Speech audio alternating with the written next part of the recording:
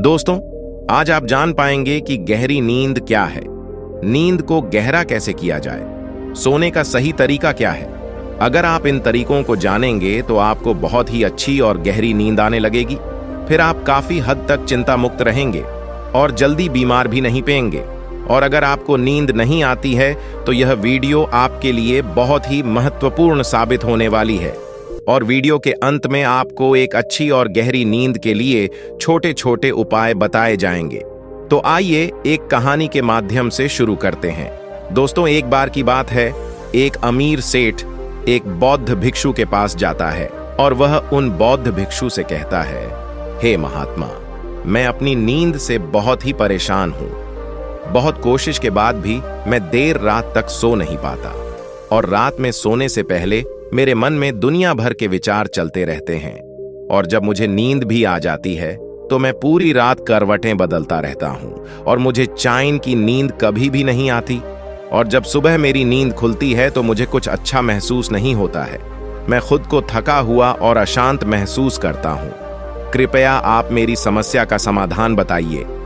बौद्ध भिक्षु ने कहा, इससे पहले कि मैं तुम्हारी समस्या का समाधान बताऊं, तुम्हें गौतम बुद्ध की गहरी नींद के रहस्य के बारे में जानना होगा। फिर सेठ ने कहा, हे महात्मा, जैसी आपकी इच्छा। बुद्ध ने कहा, जब तथागत गौतम बुद्ध सोते थे तो वह पूरी रात एक ही अवस्था में रहा करते थे। वह कभी भी करवट नहीं बदलते थे। वह जिस अवस्था में रात्रि को सोते समय रहते थे, ठीक उसी अवस्था में वे सुबह सोकर उठते थे। गौतम बुद्ध का एक प्रिय शिष्य था जिसका नाम आनंद था।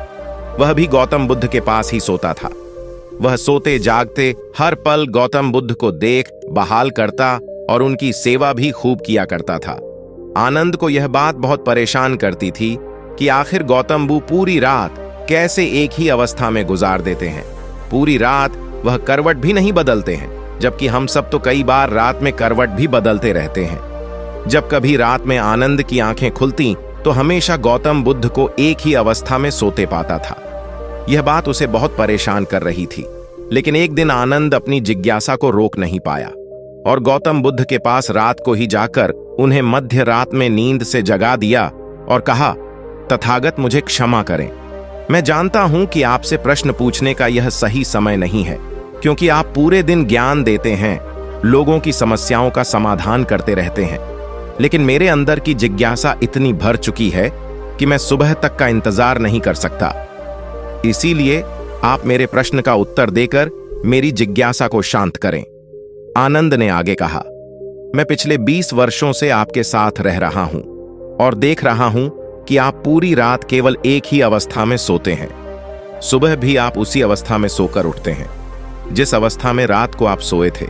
इसका क्या मतलब? मैं समझूं, या तो आप गहरी नींद में सोते हैं या फिर आप कभी सोते ही नहीं हैं। गौतम बुद्ध आनंद की तरफ देखकर मुस्कुराते हैं और कहते हैं, मैंने अपने लिए सोने की सबसे अच्छी अवस्था को खोज लिया है। अब सोते समय मुझे हिलने डुलने की आवश्यकता नहीं पड़ती है। मैं नींद की अवस्था में भी जागृत रहता हूं, जबकि मेरा शरीर सो जाता।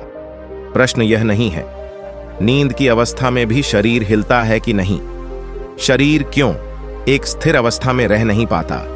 इसका असली कारण है मन। यह मन ही है जो कि शांत और स्थिर नहीं रह पाता।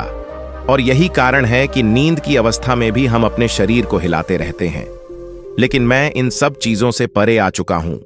अब मेरे अंदर मन जैसा कुछ बचा ही नहीं है। जब मैं सोने जाता हूं तो मेरा शरीर बस एक मृत शरीर की भांति हो जाता है। मन में जैसे कुछ भी बचता नहीं है। मेरे अंदर कुछ भी विचार नहीं चलते रहते हैं। गौतम बुद्ध कहते हैं, आनंद, क्या तुमने कभी मृत शरीर को अपनी अवस्था बदलते हुए देखा है? यह तो केवल हमारा मन ही है, क्योंकि हमारी गहरी नींद की अवस्था में भी यह सब काम करवाता रहता है। एक बार मन स्थिर हो जाए, मन हमारा शांत हो जाए, तब तुम्हारा शरीर एक गहरी नींद की अवस्था में चला जाएगा। कहानी खत्म करने के बाद बौद्ध भिक्षु ने उस सेठ से कहा, एक जागृत इंसान नहीं केवल अपने शरीर को पूरी जागरूकता के साथ देखेगा, बल्कि वह अपने मन को भी जागरूकता के साथ देखता रहता है। एक जागृत सामान्य आदमी की तरह नहीं होती। जब एक सामान्य आदमी सोता है तो वह अचेतन हो जाता है, लेकिन जब एक बुद्ध व्यक्ति सोता है तो वह जागरूकता के साथ सोता है। जैसे सुबह आंखें खुली होती हैं, वैसे ही व्यक्ति की नींद में भी होती है।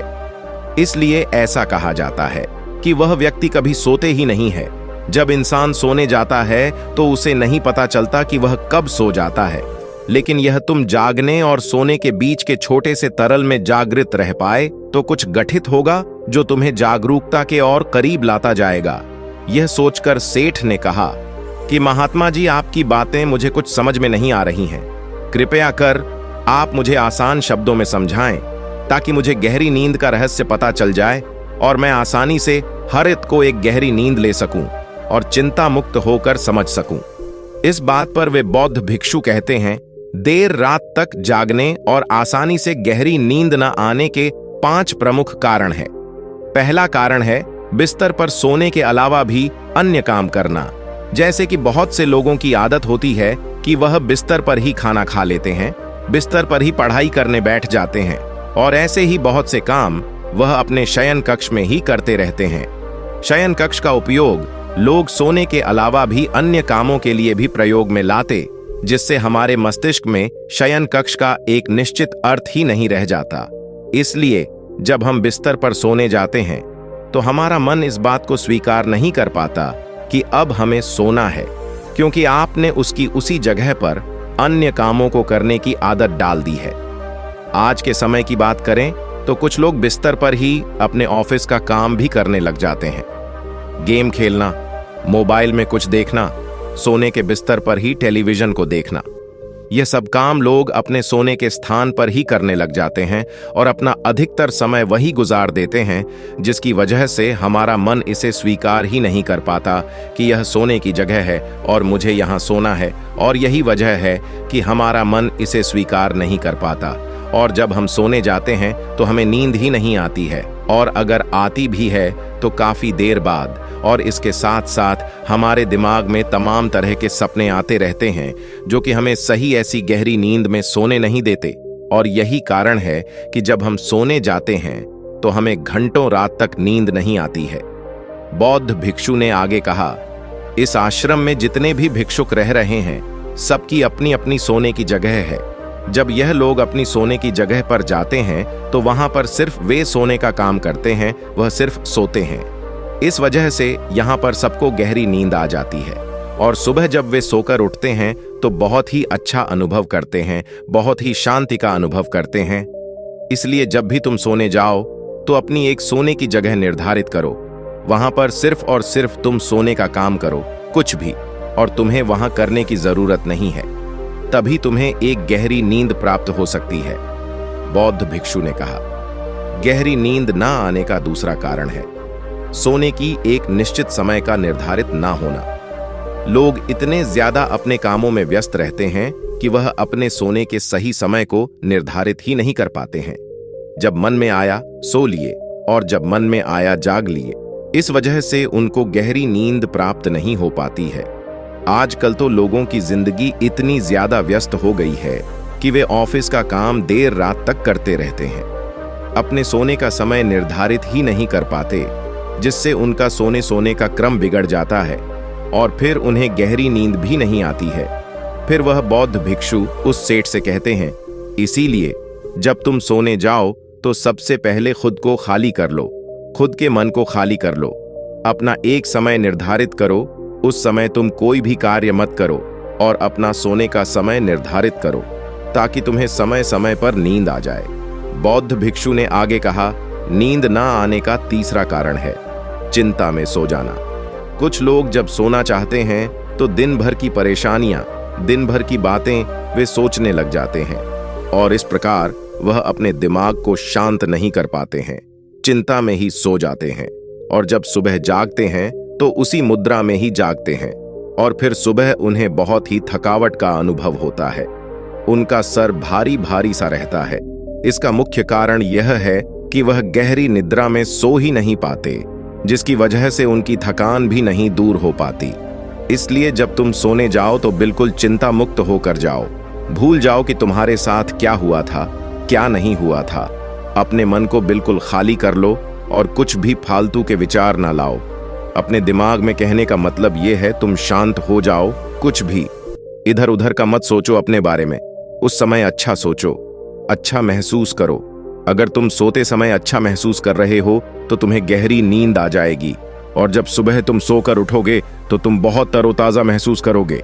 इसलिए तुम जब भी सोने जाओ बिल्कुल चिंता मुक्त होकर जाओ। सारे नकारात्मक विचारों को दूर कर दो। तुम नकारात्मक बातों के बारे में सोचो ही ना, सिर्फ अपने बारे में अच्छा सोचो, अपने परिवार के बारे में अच्छा सोचो। अगर तुम ऐसा कर पाते हो तो तुम्हें एक गहरी नींद आ जाएगी।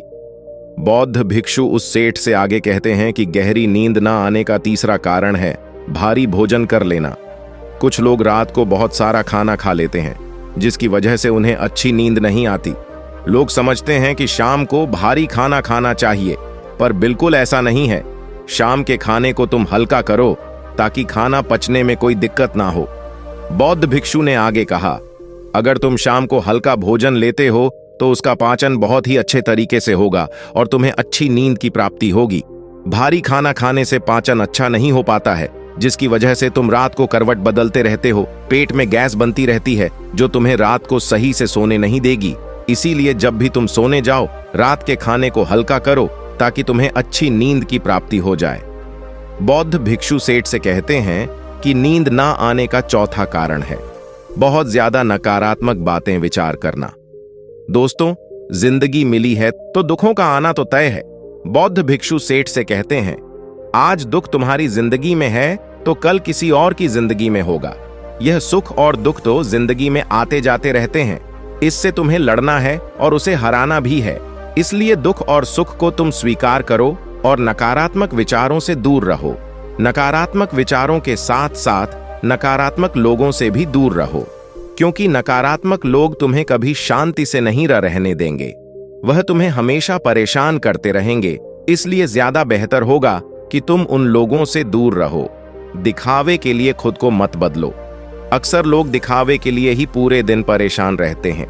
दिखावे से कुछ नहीं होने वाला है, वह सिर्फ और सिर्फ आपको अशांति ही देगा। इसलिए जो है आपके पास उसी में खुश रहो और इस प्रकृति को धन्यवाद दो कि जो भी तुम्हारे पास है वह काफी है, और उसी में आनंद प्राप्त करने की कोशिश करो, वरना यह छोटी सी जिंदगी है।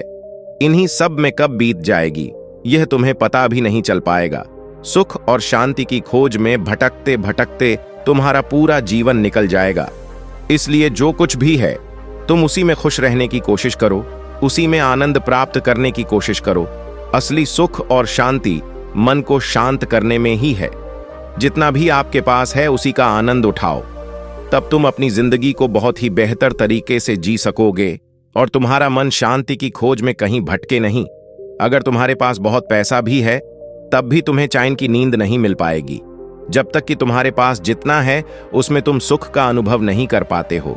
इसलिए पैसा कमाना भी जरूरी है ताकि तुम्हारी जरूरत की चीजें पूरी हो सकें। लेकिन अगर तुम जरूरत से ज्यादा पाने की कोशिश करोगे तो इस कोशिश में पूरी जिंदगी निकल जाएगी, लेकिन कभी भी तुम्हें शांति नहीं मिल पाएगी। नींद ना आने का पांचवा कारण है चारों तरफ का अशांत माहौल। बुद्ध ने तो सेठ से कहा, जहां पर तुम सोने जाते हो चारों तरफ का माहौल शांत रखो। इसके लिए तुम अपने कमरे में एक दीपक जला सकते हो। दीपक के जलने से तुम्हें एक शांत माहौल मिलेगा। दोस्तों, आज के समय भी जब आप सोने जाएं तो लाइट आप बंद कर दें, लेकिन घर के एक छोटे से कोने में एक दीपक जलते हुए रहने दें। उससे पूरे कमरे का एक अच्छा वातावरण बना रहेगा। जब भी आप सोने जाएं तो टेप, रेडियो, टेलीविजन ये सब की आवाज बंद कर दें ताकि सोने में कोई असुविधा ना हो। बौद्ध भिक्षु उस सेठ को यह सारी बातें बताकर शांत हो गए। सेठ को भी बौद्ध भिक्षु से जो कुछ खास सीखने को मिला था, आज तक उसने कहीं भी यह सब नहीं सीखा था। आज तक उसने कभी भी ऐसे सुख का अनुभव नहीं किया था। उसे बहुत ही शांति की अनुभूति भी हो रही थी।